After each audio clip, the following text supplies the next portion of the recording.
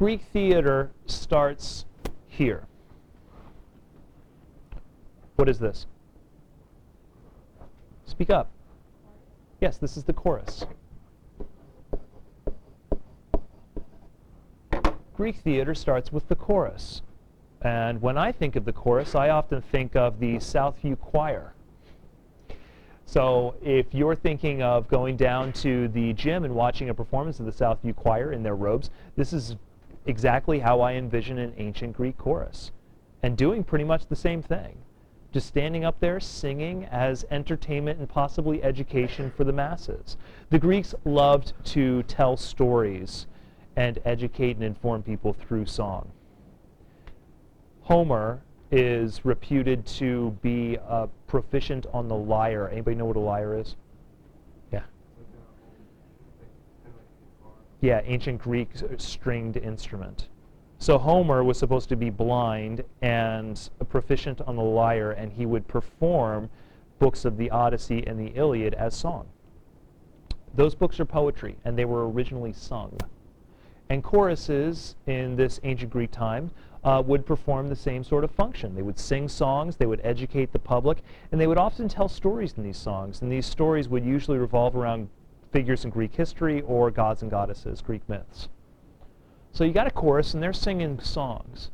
And if you think about the Southview Choir over there in the gym, they're singing their songs too, but they're not all just standing up there in one big group singing songs. What do they do sometimes to change it up?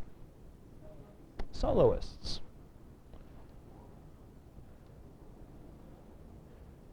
So often, one stands forth from the mass as a soloist.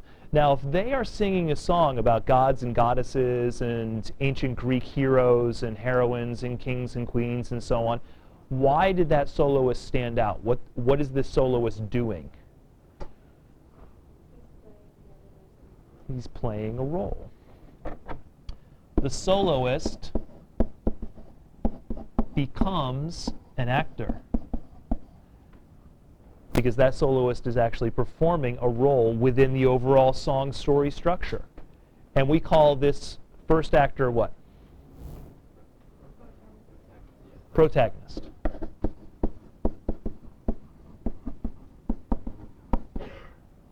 I'm sorry? Protagonist, right. However you want to pronounce it. So we have the chorus, and then the soloist stands out. He becomes sort of an actor. Acting is born. It's still very musical, though. Still very similar to what you understand. But of course, it's not enough just to have the soloist. What other development could we have? Speak up. It's not enough just to do solo performance in a choir. What else might you do in a choir? Oh my. Wow. Thank you. And if we have a second person singing, what do we call that in song? A duet. Thank you very much. It's like pulling teeth today, folks. All right, so we have a second singer standing out. And if we have a second singer, that means that we kind of have a duet. And it might be two characters in a story interacting with each other and two singers enacting those characters. So we have a second actor. What do we call this second actor? I'm sorry? Close. It is so much better than that. This is one of my favorite words to pronounce. It's a deuteragonist. See, I'm glad you laugh. Some classes look at me like I'm crazy. Just the word deuter is kind of fun. Deuteragonist. All right? Deuteragonist, the second actor. Now, some people, of course, will say, oh, it's the antagonist. No. That implies opposition. That implies conflict. We're not talking about that yet. We're just talking about a second actor. So we use the prefix for two. The second actor is the deuteragonist. And if we're going to have two, well, you know what? We might as well have three. And now we have three actors, and the third actor is called tritagonist. Thank you very much.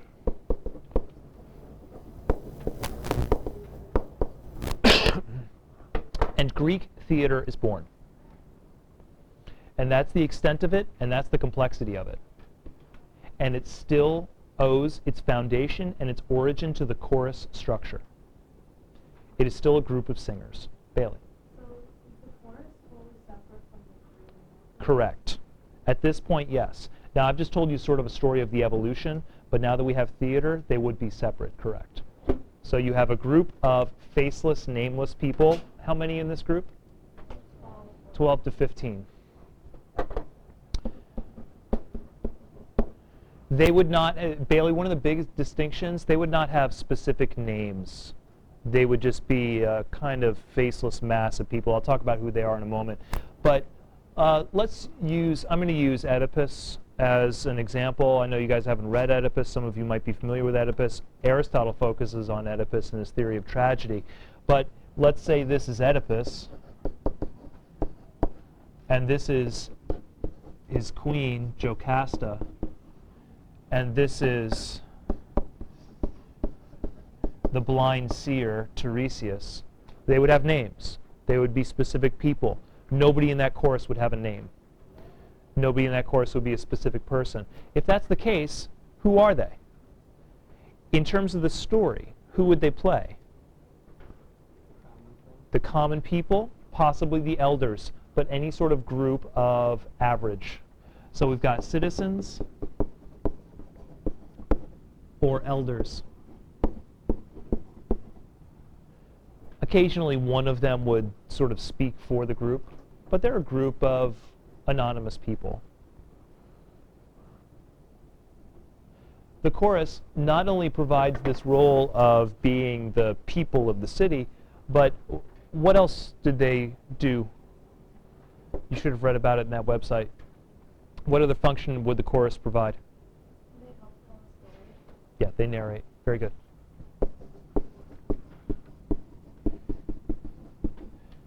They narrate and tell the audience what's going on. Sometimes they even tell the audience what to think about what's going on. So if a scene just happened in which two people had an argument, the chorus might sing a song after that scene telling the audience who was right and who was wrong and how to understand their characters. So the chorus gets really specific and fairly explicit and obvious about how you should feel about the play. They provide that narration role. And when you're reading your Greek tragedy, sometimes you'll read a couple pages of just a song from the chorus, and that song is to provide this narration and this observation on events. These individual actors would not, of course, remain the same person all the time. At scene changes, they would leave, go back into the scene, re-emerge as a different character. When you have three actors on the stage, you can do that. You could have two actors having a conversation, the third one off, changing, coming back in, and so on and so forth. The chorus could stay on stage and continue singing while everybody is off stage, changing in some way. It provides a lot of flexibility for the narrative. But this is it. So when you read your play, you'll see your play is written in standard meter. Looks like poetry. I want you to realize that this would be sung or chanted. And when people move about onto the stage or move off the stage, they would be dancing in some kind of choreographed dance. Of course, I don't want you to think about something ridiculous like a tango or any other thing that you might see on So You Think You Can Dance.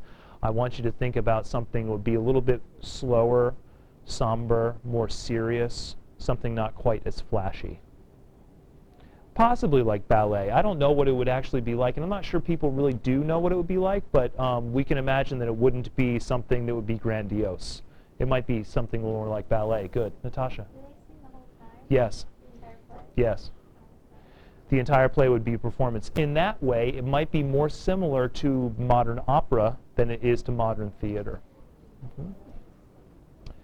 Questions about that? Katie? Oh, well, I saw Phantom of the Opera Yes. the weekend, and I was kind of like the chorus was in it, and they talk about like the fans and stuff. Mm-hmm. Even though I think it's a French play or something. No, it's American. Andrew Lloyd Webber is American, but he's adapting a French novel. Well, like even though that's not Greek, Mm-hmm. it's like has that those characters. Oh yeah, this formed the backbone of all theater throughout Western history. It also formed the backbone of a lot of literature throughout Western history. So Shakespeare was educated by reading Greek writings, be those theater or dramas like this or just histories. He read it, he knew it. somebody in the modern day bringing in something like a Greek chorus, I don't doubt it at all. They are reading their Greeks and taking those conventions and adapting them for a modern audience. But this is what it would be like in 400 BC. Hunter? So would the dance be like the way Greeks dance today? I do not know. That seems a little bit flashier than I envisioned. But honestly, Hunter, I don't know. Yeah. And like I said, I'm not sure how much modern historians or archaeologists would know about what the dance would look like. But your suggestion is not ridiculous. They would probably look at modern Greek dances and try to understand how they might have been 2,500 years ago. So if you did know, would you demonstrate for us? No. Okay. No, I don't dance because I care about you people. All right. So where would these be performed?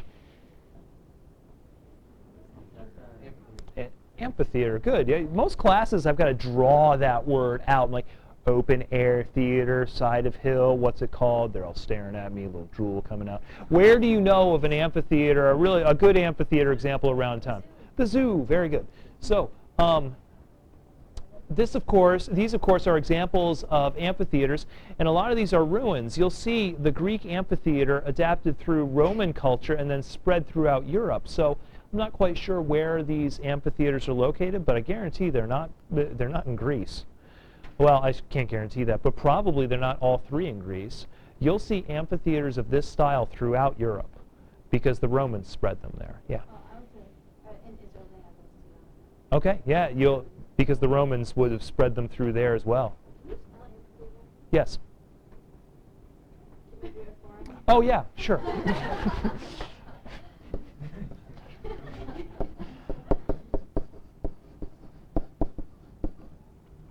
There you go. Mm-hmm. Did you consciously do that, or did you discuss it as? Did I consciously do what? No, that was me. Yeah. Huh? Okay, good.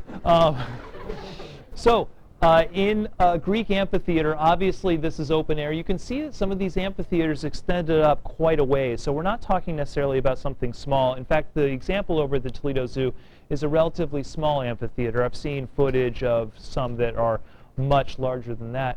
Down here you can see a building. This is a cleaned up restoration, a building that would provide that palace setting. And this will be a diagram of what we're looking at. You can see the scheme down here located behind the stage, and that might actually be the building. So when somebody walks into a building and they walk back out, they might walk back out as a different person. You were reading about Parados, and so that's the procession onto the stage, the dance-like procession, and of course there'd be ramps that would help those people proceed into the stage area, and you've got some of that. What enables them to enact these different roles? What enables them to change from being Oedipus to being somebody totally different? What? Math. That's correct. So, in ancient Greek theater, they would be masked. And archaeologists have examples of these masks. These, of course, are modern examples, but I do like this imagery because it tells you a fact about ancient Greek masks. What do you notice about these masks? Yes? Oh, they're very afraid, and it's very obvious, right? Which means the emotion is extraordinarily dramatically expressed. These are not subtle, and they're not trying to be realistic. They're trying to be almost expressionistic, and in that way that means exaggerated for a certain effect, drawn out of proportion. And Zahara looks at it and says automatically, they're afraid. Undeniably they're afraid. Why would you want a dramatic and very glaring expression of inner consciousness on a mask, Abby? Yes, but why specifically for the audience in this regard?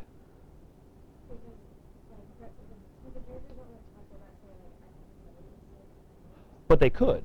They could just say, I'm afraid. That's true. It helps announce who they are, and if there are more obvious differences between the characters, but I could make subtle differences between characters and do that as well. You're both correct in everything that you're saying, Evan.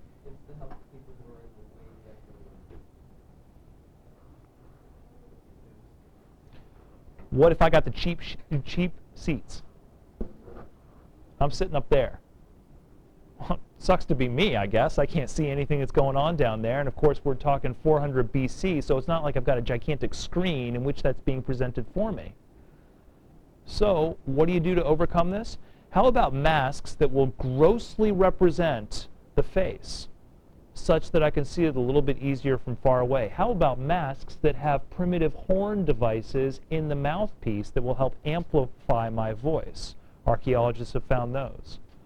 So the masks provide a number of functions, and you're correct in what they provide, but not only does it help you understand differences in character, but it helps people who are far away understand who exactly is on stage.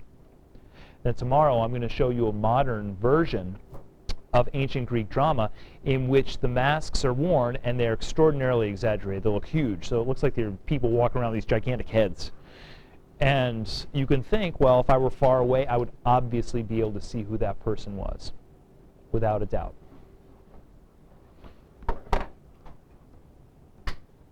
It is about all that we have time for today. Tomorrow we'll wrap up some of the other facts of Greek theater and start to look at that modern version of Oedipus that brings in some of the ancient traditions, so you might be able to see what they would have looked like on stage.